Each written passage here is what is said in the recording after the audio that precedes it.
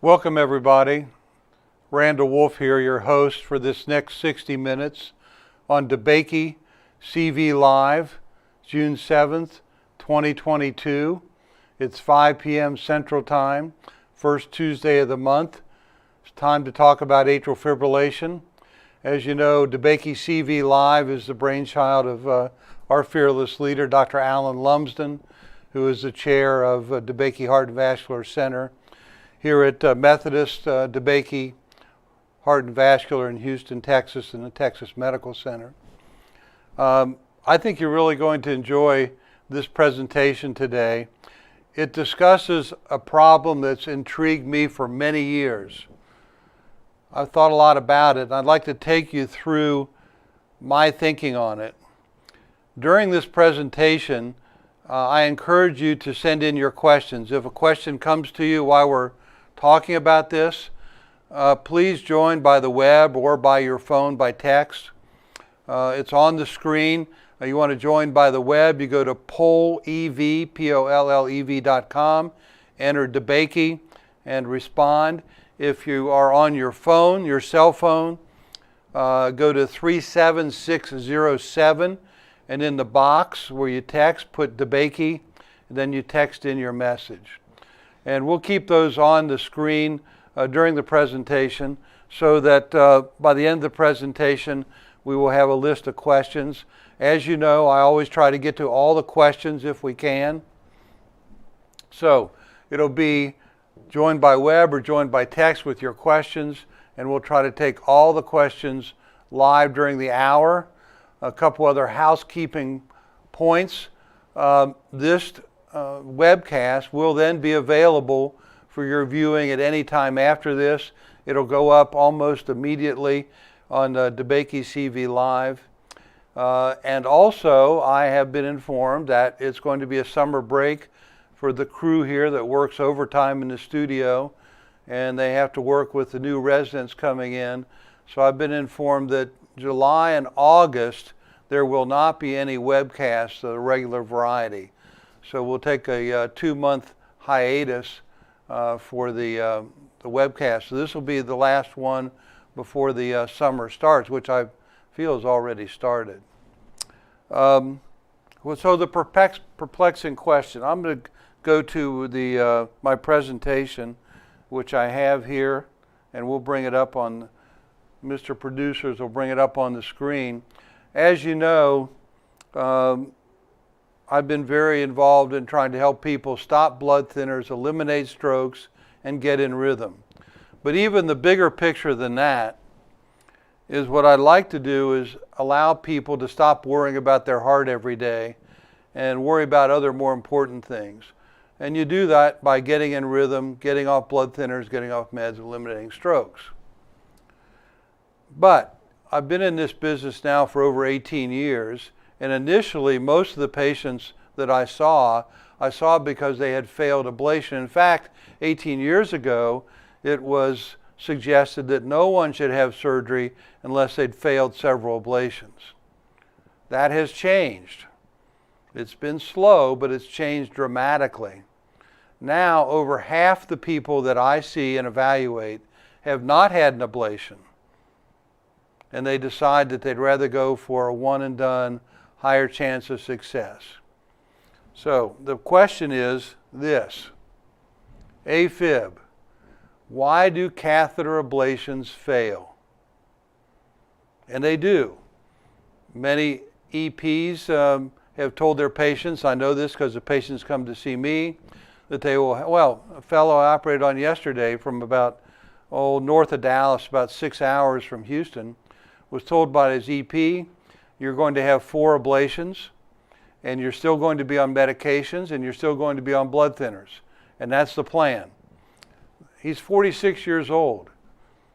He instead had a mini-maze yesterday because he was concerned about catheter ablation failures. I mean, you think about it from the surgical side, if someone had a diseased gallbladder, as a surgeon, it would be very difficult for me to say, look, we're going to start working on that diseased gallbladder, and by the 4th or 5th operation, I think we'll have it all out.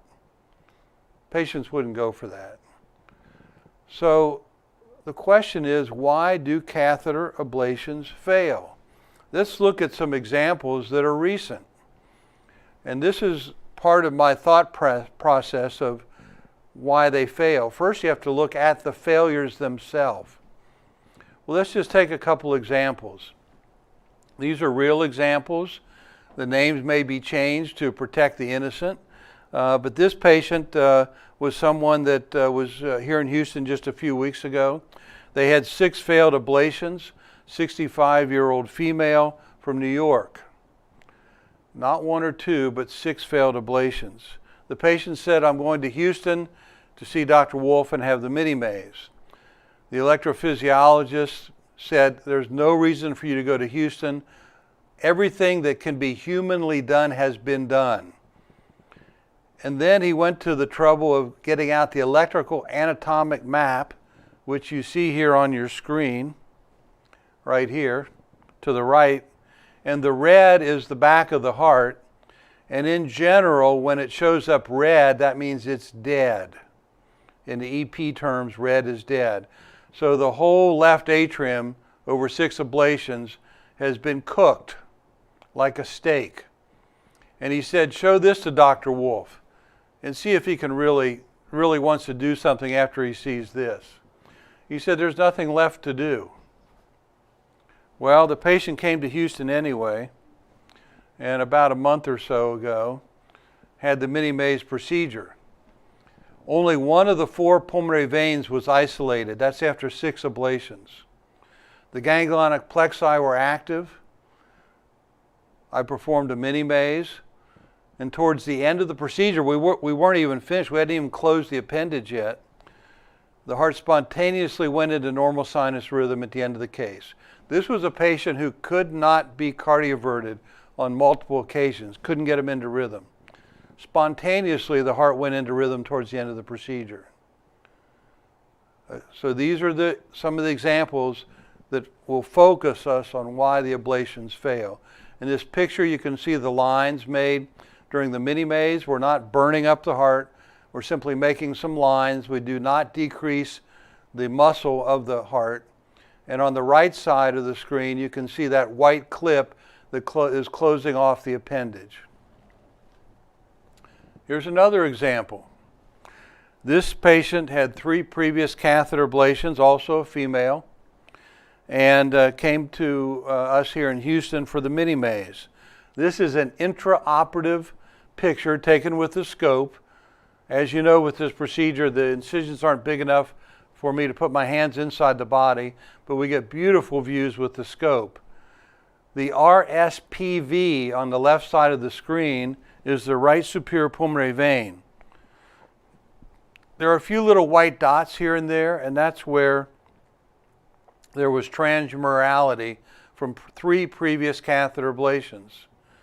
But only a few. And on the left side, the left superior pulmonary vein, again, a few places were white where it was scarred all the way through, but not consistently.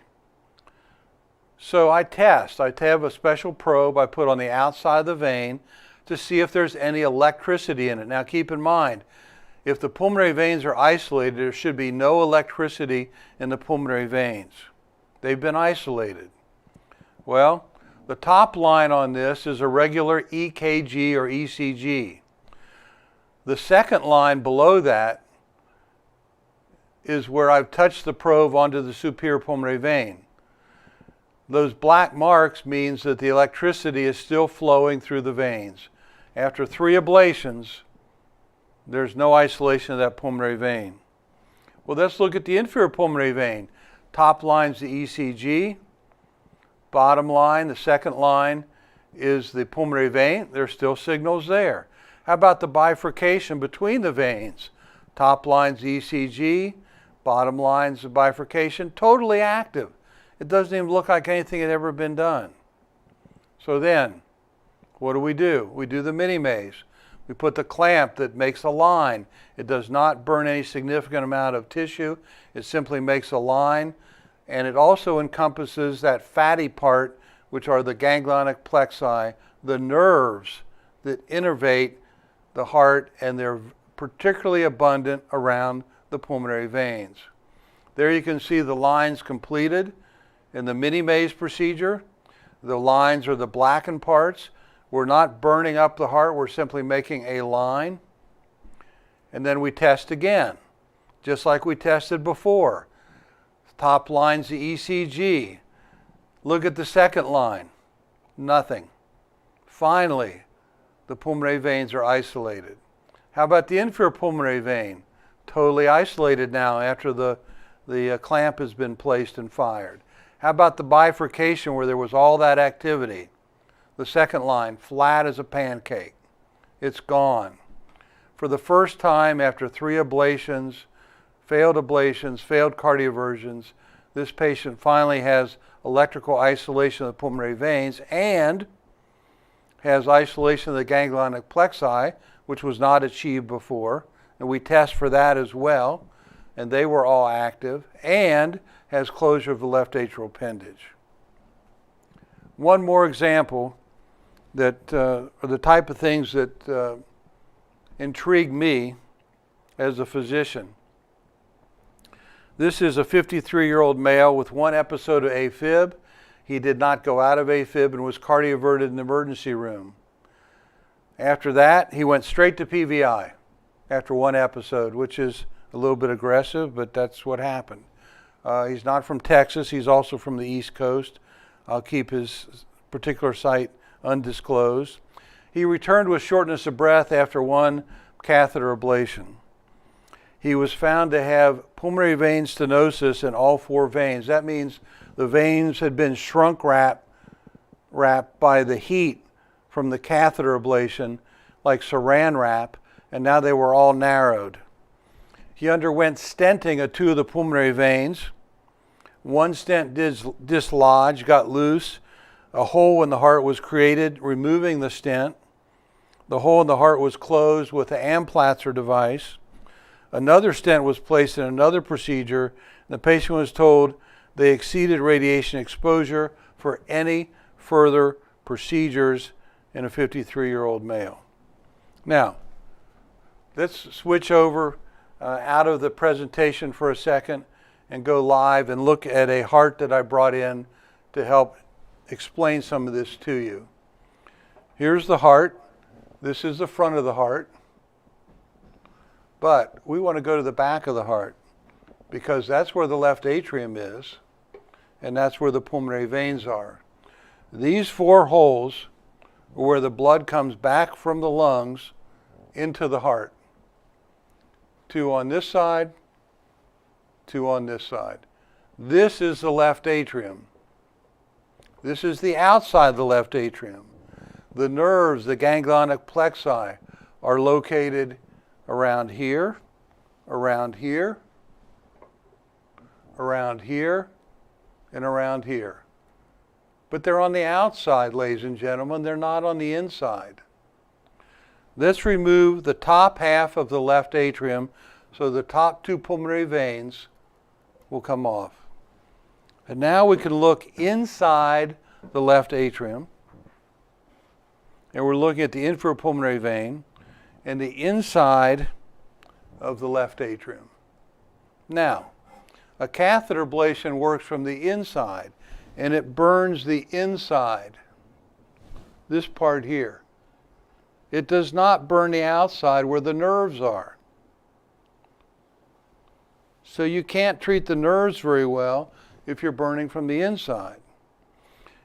To give you a crude analogy, let's say you put this heart on the grill and you put the outside down on the grill and you kept it there at 600 degrees for a couple minutes. It'd burn up, but it wouldn't burn the inside. Now with catheter ablation, you're burning the inside, but not the outside. So the steak is fried on the inside, but not the outside. The inside is just muscle. There are no nerves there. You have to get the outside. And the mini-maze gets the outside because that's where the nerves are, and you can make a nice transmural lesion. Now once the inside is all burned up, You get electrical anatomic map like I showed you. Let's go back to the presentation for a second, if you would, Mr. Producer, and we'll go back. And we will look at this picture right here. This is the electric anatomic map the EP had. It shows the inside of the heart burned up. But again, that's like putting the steak on a hot grill for a couple minutes and saying, okay, we're done. No, you're burned on the inside, third-degree burns, but the outside of the heart is still raw. That steak's still raw on the outside. Okay, let's go back to the heart for a second again.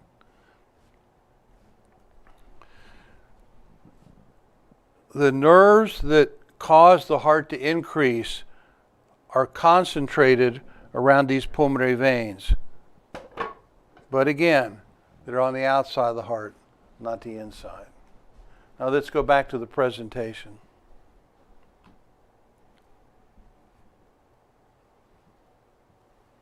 Advance to where we were. This patient who had the pulmonary vein stenosis, those 4 openings I showed you were all scrunched down. And this is a very big problem. This is a big problem, and burning up the whole inside of the left atrium is a big problem. These patients are short of breath. They have a hard time exercising, and it's called stiff left atrial syndrome when the whole back of the heart is ablated and the left atrium just doesn't work anymore. It's called pulmonary vein stenosis when there's blockage of the veins where they enter the heart from the lung. What's missing? Why are all these ablations failing? I think it's because the target is not achieved. From the inside of the heart, it's very difficult to get to the outside.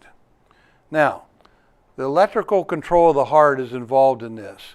And this is generally a picture that you see if you go on the internet and look at the pacemaker of the heart. You'll see a picture like this, and it shows the sinus node and the AV node and the right and left bundle and the Purkinje system. But there's a whole other system of the heart that's oftentimes ignored. So the heart, in fact, has a dual electrical system, an intrinsic system, which is being shown here, and an extrinsic system, which is generally not discussed very much, but it should be, because I believe it's the heart of AFib, no pun intended. So this is the intrinsic system, SA node, AV node. The SA node is your pacemaker. That's where the pulse originates, the electrical activity originates to depolarize the heart. Goes to the AV node, it goes to Bachman's bundle, goes to right and left bundle, Purkinje system. That system will work all the time. It's not that much influence. It has a baseline. What influences are the external system, which has branches that touch the intrinsic system. What's the extrinsic system? Well, it looks like this. It's basically signals, electrical signals that come out of your brain, specifically an area in the brainstem called the medulla oblongata. And those messages get sent to the heart through 2 pathways. One, the vagal nerve. Remember, vagal AFib. This is where it comes from, the vagus nerve. And the other is the sympathetic chain, which is along the spine. Now, these 2 systems counteract each other, which is very common in the body. You don't just have one system, you have 2 systems that balance. And when they're out of balance, you get AFib. Vagal AFib. Vagus tends to slow the heart. The sympathetics tend to speed the heart. If they get out of balance, then you get depolarization at the wrong time, shortened intervals, and the heart can go out of rhythm. Now, this has been well known for years and years. And the diagram on the right shows the back of the heart. I showed you the back of the heart on our diagram. Let's go back over to the heart here for a second. On our example of the heart, those ganglionic plexi around these pulmonary veins, and that's where I find them. We wrote a paper on that in 2007, a long time ago. Now we'll go back to the presentation. On the right side, those yellow areas are the ganglionic plexi around the veins. And they are, in my opinion, the key. The key is you have to do ganglionic plexi ablation. This is the basis for vagal AFib, which I think most people who have lone AFib, that means they don't have valve disease or significant coronary disease, they just have standalone AFib. Most people have vagal AFib. It's related to the autonomic nerves around the heart, and these are getting influences from these sympathetic and parasympathetic fibers that come from your brain. That's why your hands sweat when you look over the edge of a tall building. My hands sweat when I look over the edge of a tall building. That's coming from my brain, making my hands sweat, also making my heart rate go up, because this is a sympathetic response through the ganglionic plexi onto the intrinsic system of the heart. What if you're sitting at home watching a scary movie? Your heart rate may pound. Why? You're not running. You're sitting comfortably in a chair, maybe eating popcorn and having a Coke. Why should your heart race? It's your brain telling your heart, be scared. A lot of us now have vagal AFib related to anxiety. We're not trying to outrun a tiger anymore like maybe we did a million years ago, but we still have a lot of anxiety in our life from different stresses, and that can cause AFib. There's a paper that was written, I think it was, it's about a year and a half ago now, ganglionic plexi ablation for the treatment of AFib. This paper has about 167 references. This has been studied a lot. Why is it not the main target for AFib? And I believe perhaps one of the reasons is the industry is based on going from the inside, up through the groin to the inside. But the nerves are on the outside. It has been studied. Here's an example. This was a paper, Selective Ganglionic Plexi Ablation for Paroxysmal Atrial Fibrillation. This was in Heart Journal. Was a few years ago. This was September 2009. So this has been around, and before this there have been other papers. And it was concluded in this paper that selected ganglionic plexi ablation didn't work very well. Well, yeah, I wouldn't expect it to work, because you're trying to isolate the ganglionic plexi from the inside of the heart, but they're on the outside of the heart. And that is why I think catheter ablations might fail. There's a common saying, well, the catheter ablation failed because the veins reconnected. I don't think so. I think they never unconnected. And that's why, let's go back to the heart for a second over here.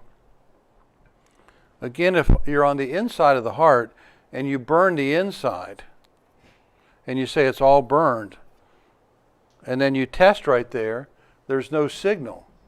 Well, there's no signal there because you've just charred it. It's a third-degree burn. But what I do is I check on the outside, and it's still active because it didn't burn all the way through. It just burned the inside. So if you burn a place, you get sort of an eschar, or like a scab on your hand if you scratch it. And then if you test where that scab is, there won't be any electrical activity. But that doesn't mean that you burned all the way through the muscle. In fact, it doesn't. And I think that's part of the problem. And testing on the inside and saying we're transmural when really we're not. There's a lot of other evidence that points to the fact that this is a nerve problem. Going back to the slides for a second, this was an article that came out last year. It's current. Could zapping the spine help prevent AFib in high-risk CABG patients?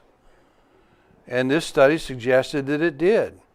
Temporary spinal stimulation after coronary bypass grafting surgery for patients with a history of paroxysmal atrial fibrillation reduced postoperative arrhythmia incidence in a pilot randomized trial. I'm not surprised.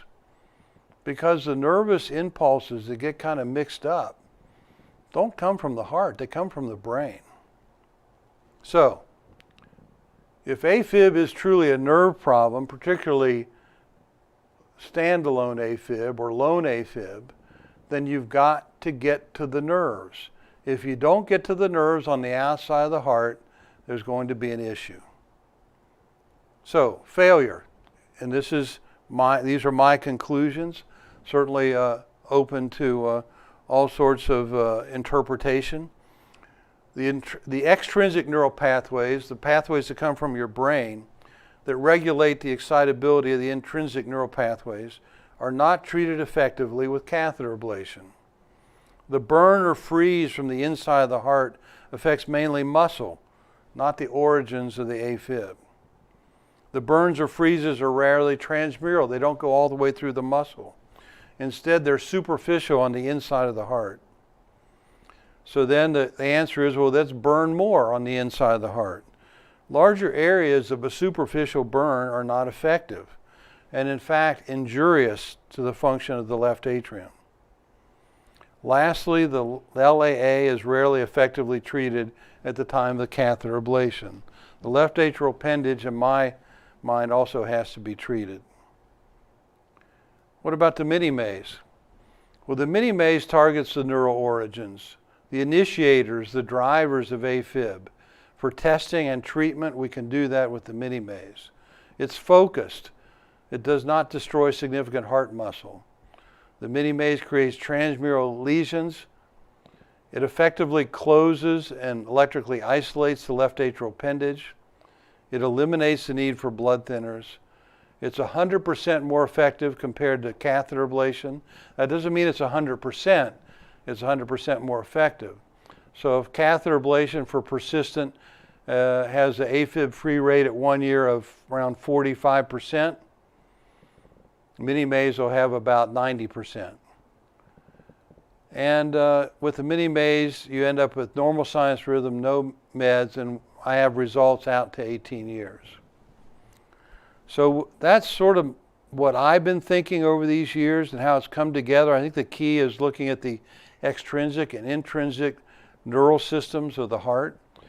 Mainly we focus on intrinsic and mainly pacemaker and whether you need an electronic pacemaker, but it's much, much more complicated than that. We have to look at these drivers of AFib that are not related to heart, they're related to your brain. Now again, pollev.com, questions, enter DeBakey. If you're on your phone, go to 37607 in the text box, text DeBakey or write DeBakey and text that, and you can ask your question. Let's take a few questions.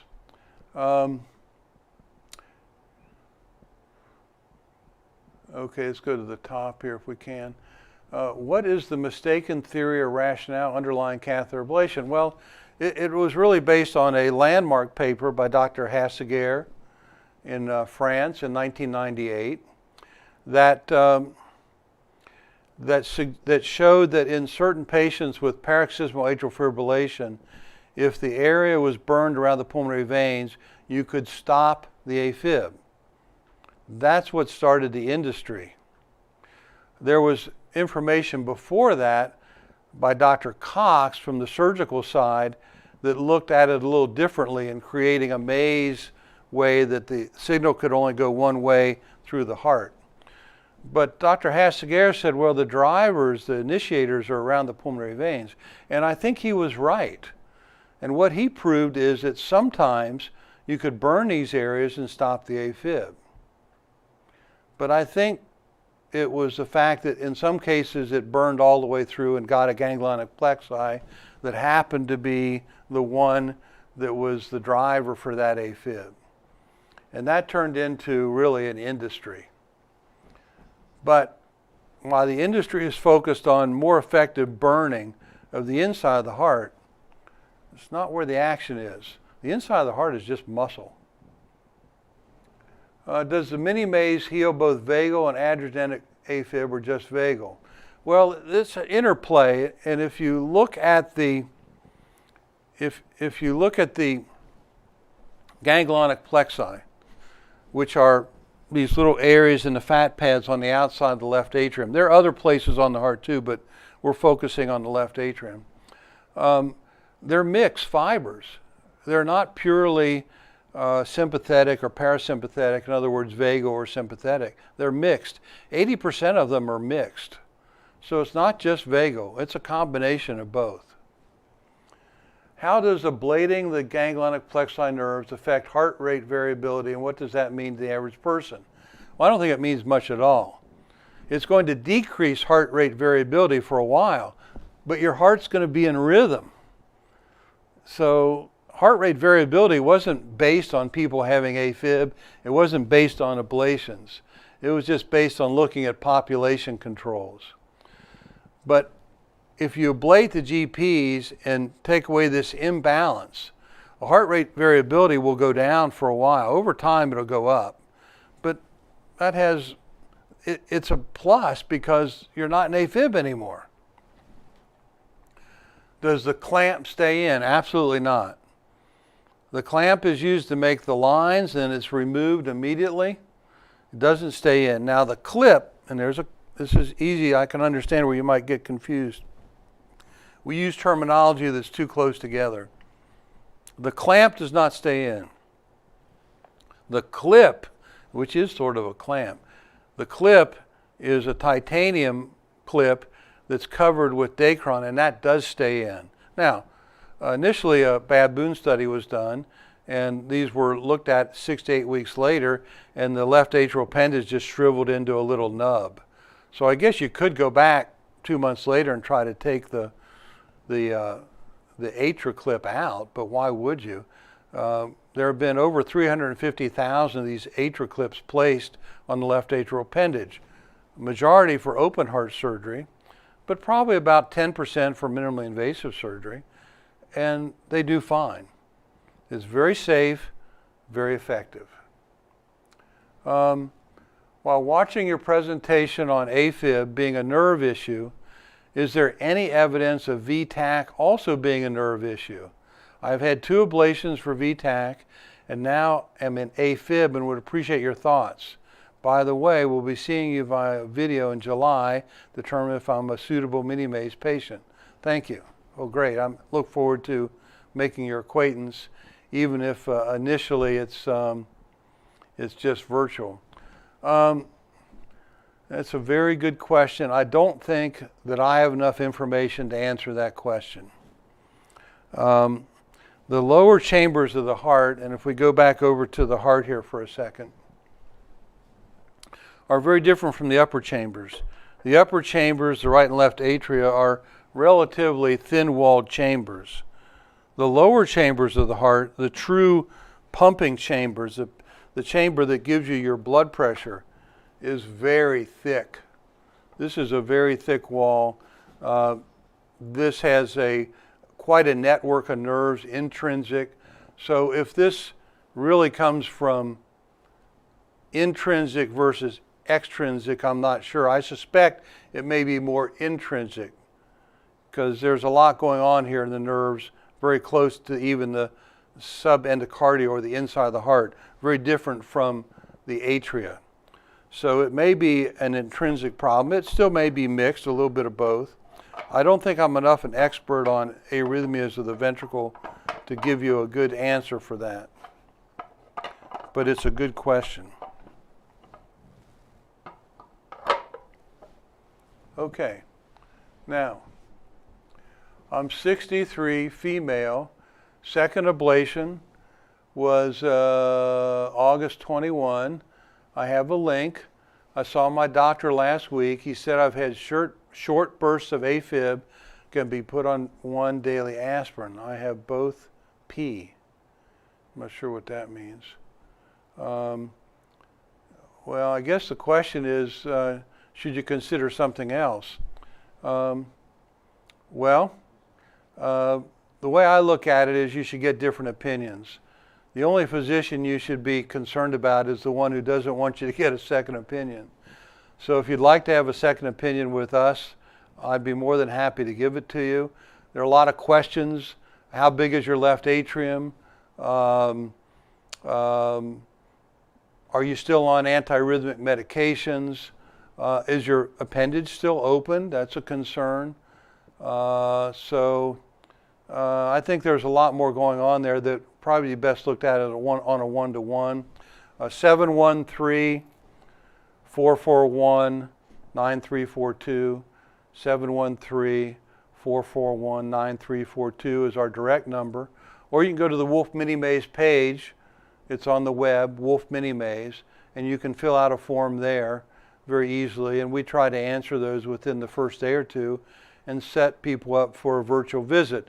Now keep in mind, a virtual visit doesn't obligate you, it doesn't obligate me to anything.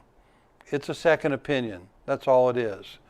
It doesn't mean if you get the opinion, someone's going to recommend that you come to Houston, not at all. It's a second opinion to look at your problem.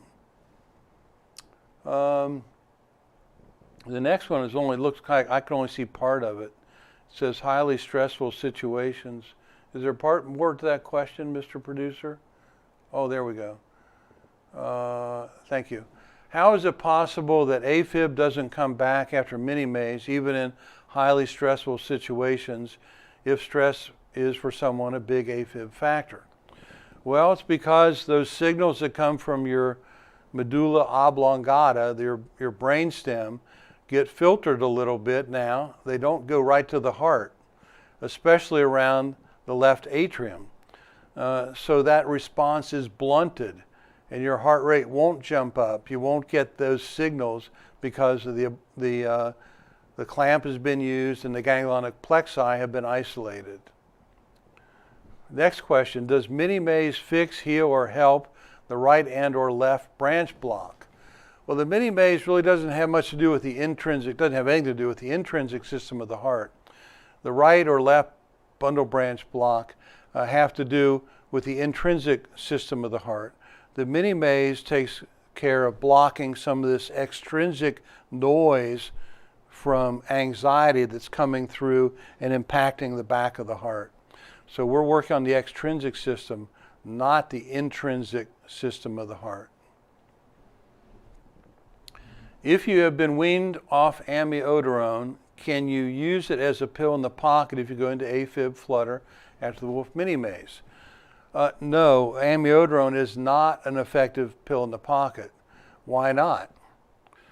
Amiodarone is a drug that takes a while to have an effect. It has a very long half-life in the body. In fact, if amiodarone is stopped, you may still have some amiodarone in your body a month later or 6 weeks later. It also takes a long time to build up. So one pill isn't going to cut it. It's not like propafenone or some of the other known pills in the pocket or flecainide. It does not have a rapid onset. Amiodarone is a very interesting molecule which in the middle has an iodine. And it's very effective, and that's why if someone's on amiodarone for over a year, you should check your thyroid function, because it does, 33% of amiodarone is really iodine.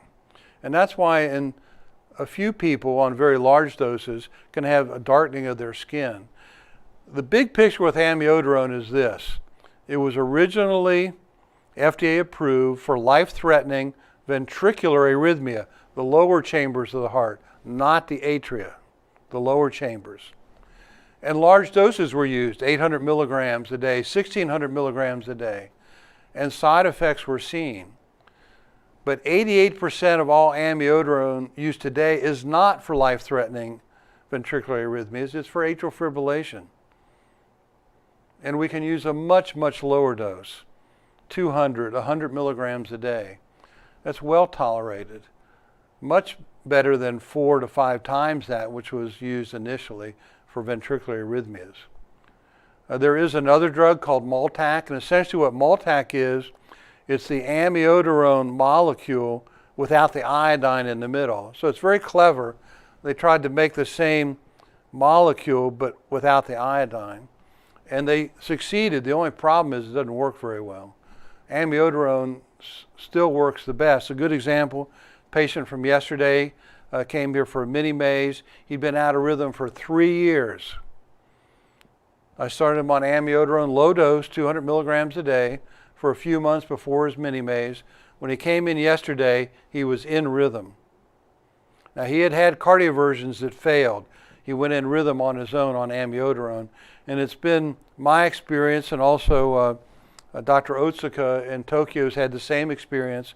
If you place people who are out of rhythm all the time on amiodarone before the mini-maze, the post-operative period goes very smoothly. So it does help quite a bit. But you can't take it as a pill in a pocket. It doesn't work. I see part of a question. Oh, thank you. Yeah. How does ablating the ganglionic plexi nerves affect heart rate variability? Okay, we did that one. It will be 1 year this month that I had my one and only AFib episode. I went to the ER and they did a cardioversion on me. I am on blood thinner. Well, one of the reasons that people come to see me, or at least have a virtual visit, is because they don't want to be on blood thinners anymore. I'll give you one example. It's a fellow from the Houston area. He saw me 3 years ago, and we talked about the options, medications for AFib, blood thinners, catheter ablation, mini-maze. And he decided, Doc, I'm just going to take the blood thinner and hang with it. I'm doing okay. Well, he came back to see me last year. And he sat down in the office, and I said, well, what's changed? And he took off his ball cap, and he had a craniotomy incision right here. He said, I was up on the ladder, I fell off, I bled into my head because I was on blood thinners. They had to do emergency neurosurgery on my skull and take out the blood clot, and I suffered a stroke, and I got to get off these blood thinners. So one of the reasons to have a procedure like the mini-maze is to get off blood thinners. And keep in mind, blood thinners decrease your risk of stroke by 60%, which is okay, but it's not that great. If you take a blood thinner and you think, now I won't have an AFib stroke, not true. You have decreased the incidence of AFib stroke by 60%. If the appendage is closed with the AtriClip or by stapling, I used to staple them before we came out with the clip, the chance of AFib stroke is decreased by 97%.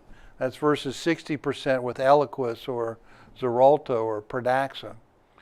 60% reduction versus 97% reduction. And oh, by the way, you don't have to take blood thinners anymore if the appendage has been closed. So it's a big difference. We still have some time for a few more questions. I'll go over a few more now, but if you have a question from the presentation or even any other question, you can go on pollev.com or text DeBakey. Go to 37607 on your phone and then text in the text box put DeBakey. So let's go to the next. Is this the next question? Okay. Let's see. Okay. Oh boy. You are going to get me in so much trouble. You may not want to read this live on your symposium, but why isn't the American College of Cardiology doing something to stop ablations for AFib treatment? They should take the position that this is no longer the standard of care and direct patients to procedures such as yours that appropriately treats AFib. It is alarming that the healthcare industry continues to allow EPs to perform multiple ablations and ruin heart tissue, stiff atria caused by the ablations. My husband was stubborn, would not agree to ablation because we had friends who had undergone multiple failed ablations. We came to you for treatment, which was successful. Thanks so much. Well, there's some chinks in the armor. Let's put it this way. Recently, it was this year, it wasn't the American College of Cardiology, but it was the Centers for Medicare and Medicaid who really regulate payment for all procedures that we do. Medicine in the United States is highly regulated by the government. And the sine qua non regulation is by the Centers for Medicare and Medicaid deciding whether or not they're going to pay for it. Because if they aren't going to pay for it, it won't be done much, right? So this year, the centers decreased the payment for catheter ablation by 20% across the board. So I think that's a chink in the armor. I think the last place will probably be the College of Cardiology because it's a big industry. But also, I'm giving you opinion. There are other opinions that will counteract my opinion, contradict my opinion maybe. But what I'm presenting to you is just purely based on a ton of experience. And I think I've tried to explain to you why they may fail. These things take a long time too. You have to remember that this is probably not the best analogy, but it comes to mind while I'm just standing here. Galileo was on house arrest when he died. He was a heretic because he suggested that the Earth circled the sun instead of the opposite. It takes a long time for some things to change. So I may be right, I may be wrong, time will tell, but I do have on my side a lot of happy patients who no longer have AFib. Here's another question. Does this procedure address tachycardia or get rid of it? I've had 2 AFib episodes and 1 tachycardia episode in the last year or two. Well, these are often related. There's another a disease of the electrical system which I tackled about 15 years ago called inappropriate sinus tachycardia. Usually occurs in people 20 to 40 years old. Inappropriate sinus tachycardia, IST, are the abbreviations. And guess what? If you do the right-sided mini-maze, you treat IST too. So again, modifying these ganglionic plexi, these nerves on the outside that are getting their input from your brain, can decrease different tachycardias. There's also some other things that I haven't figured out yet. One of the ladies from the last couple of years had the mini maze, did well, and a year later did the follow-up, and she said, I don't know what you did, but my whole life I've had terrible motion sickness. It's gone. After the mini maze, it was gone, and it has not come back. Another patient had very cold fingers whenever the temperature dropped below 50 degrees Fahrenheit. It's called Raynaud's phenomenon. It's very painful. And this is a farmer. He's a rancher. He has about 400 or 500 head of beef cattle. So he's outside in the winter in the cold. And he always had to have gloves on. Again, a year after the mini maze, he said, Doc, I don't know what you did, but I can go outside now in the cold and my hands are fine. Again, it's a nerve problem.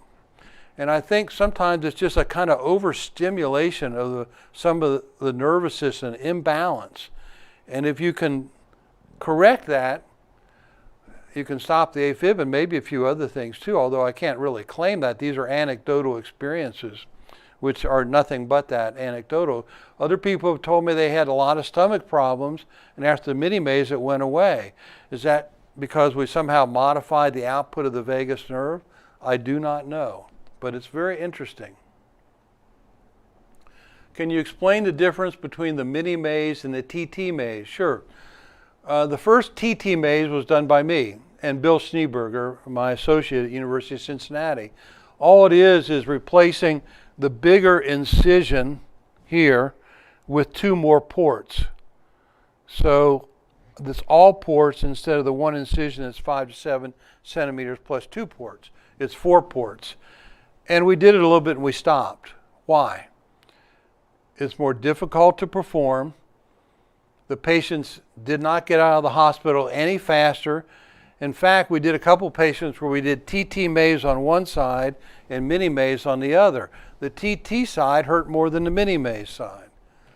And I think it's because when you put all those instruments through those ribs and are moving them around, you injure the nerves around between the ribs. So we said it's not very good. It's harder to do. And it has been associated with a much higher morbidity. All the patients that have had phrenic nerve injuries, they've all been TT mazes. We've never had a phrenic nerve injury with a mini maze. So it's harder. Yes, it looks like you got a little bit smaller incision, but the risk-benefit ratio just didn't cut it for us. So we stopped doing it and we didn't teach it, but other people picked it up, and that's fine. If someone can do it well that way, that's fine. But keep in mind, in my review of the literature, the downside is you have much more morbidity. In other words, complications, phrenic nerve injuries, holes in the heart, things like that. So I don't recommend it. It also takes about 2 or 3 times as long to perform, which means you're asleep on the table for that much longer. How successful is your procedure for persistent AFib? You're looking at about 85% to 90% AFib free rate at 6 years with the mini maze, compared to about 38 to 46% with a catheter ablation for persistent AFib. I had 4 ablations. I still get occasional AFib 4 times a year, usually about 2 to 3 hours.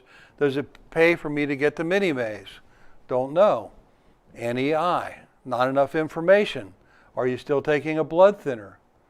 Are you still on an antiarrhythmic? Are you still taking medications to slow your heart? How big is your left atrium? Are you really getting more than occasional AFib? We haven't talked about it in this hour, but almost all patients that I take care of, I put in a link about a week after the procedure. This is called a loop monitor, implantable loop monitor. It'll store up to 30 days of information on your heart. It really checks every heartbeat, but it downloads every night to your cell phone or even during the day. So it gives us continuous feedback on how your heart's doing. So if you're asleep at night and have an AFib attack, it'll pick it up. And the battery is good for 5 years.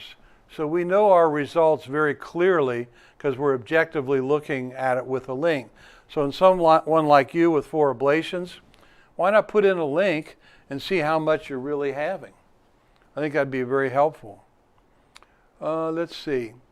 Does the procedure address tachycardia or get rid of it? I've had 2 AFib episodes and 1 tachycardia episode in the last year or so. Yeah, I think it does. I think we talked about that. I want to go over the contact information again from the web, wolfminimaze.com, no E, W-O-L-F, minimaze.com. If you go to that site, you can send in information and set up a virtual visit, or you can call 713-441-9342, 713-441-9342.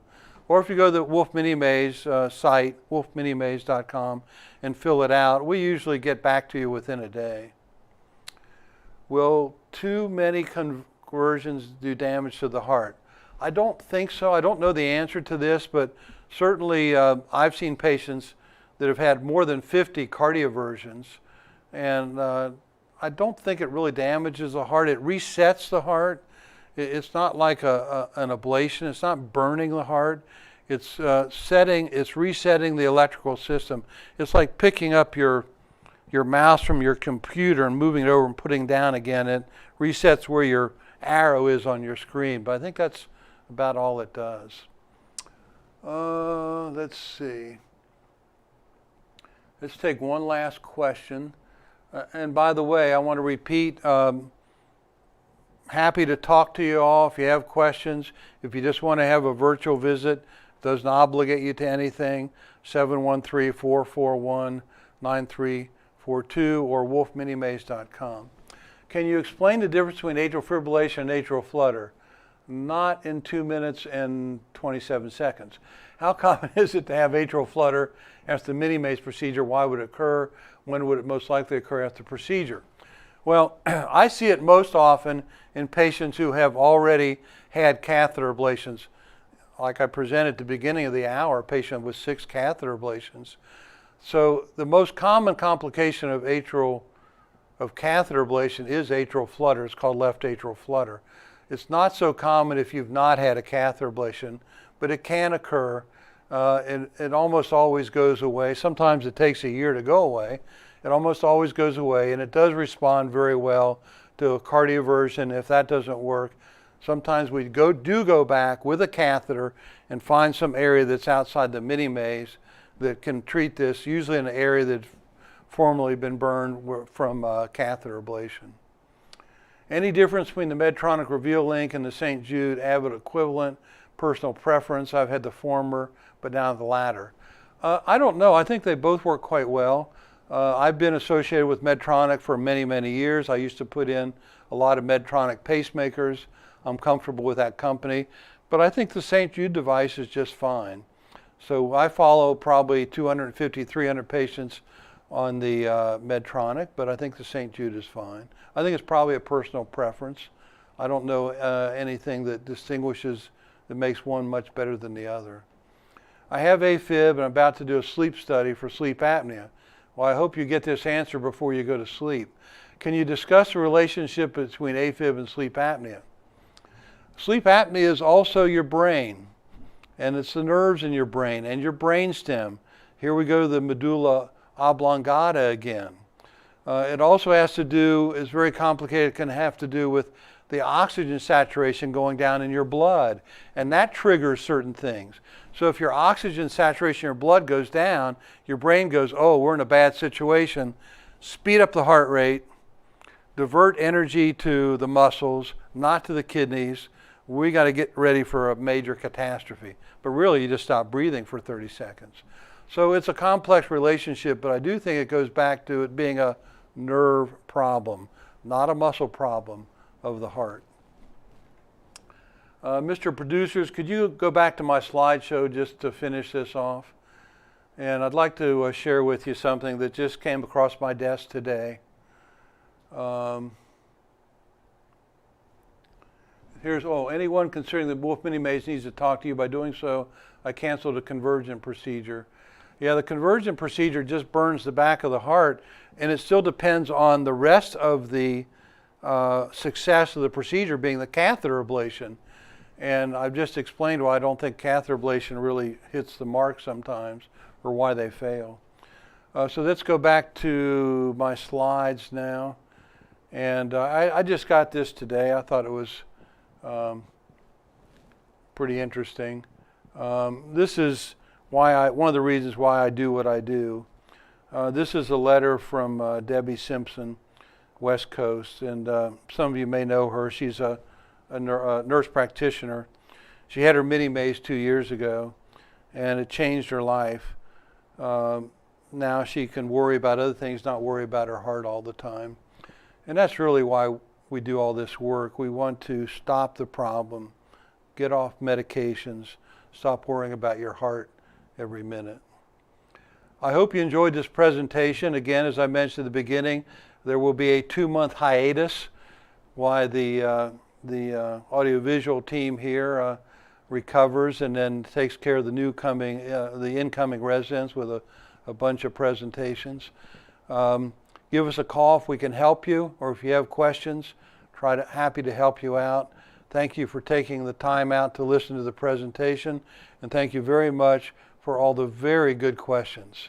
Have a good summer, everybody. Take care.